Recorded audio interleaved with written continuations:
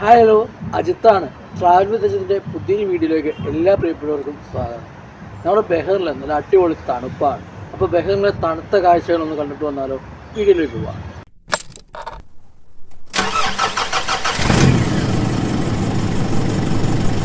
Hello, എല്ലാവർക്കും സുഖമാണെന്ന് കരുതുന്നു. എല്ലാവരും സേഫായിരിക്കുക. ഇന്ന് നമ്മുടെ വീഡിയോയിൽ ബഹറിനെ കുറിച്ച് തണുത്ത കാഴ്ചകളാണ് കാണിക്കുന്നത്. ബഹ്റിൻ തണുത്ത് വിറക്കുകയാണെന്ന് പറഞ്ഞാൽ ഒരുപക്ഷെ അതിശയോക്തിയല്ല. നവംബർ അവസാനത്തോടെയാണ് ബഹ്റിനിൽ തണുപ്പുകാലം ആരംഭിക്കുന്നത്.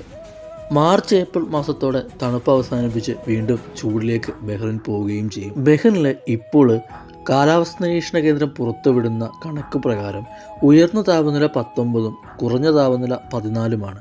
എന്നാൽ ബഹ്റിനിലെ പല സ്ഥലങ്ങളിലും രാത്രികാലങ്ങളിൽ 10ൽ താഴെ താപനില എത്തുമെന്നതും സത്യമായ കാര്യമാണ്.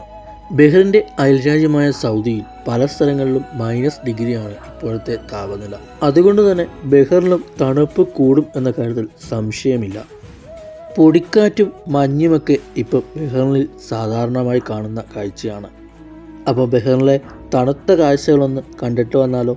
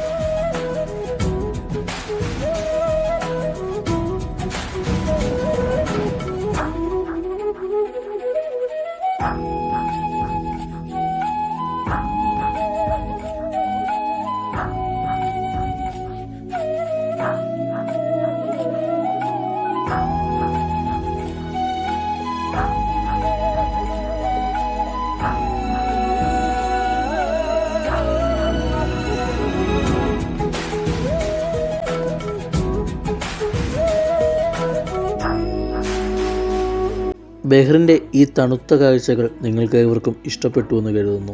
മറ്റൊരു വീഡിയോയുമായി വീണ്ടും വരാം.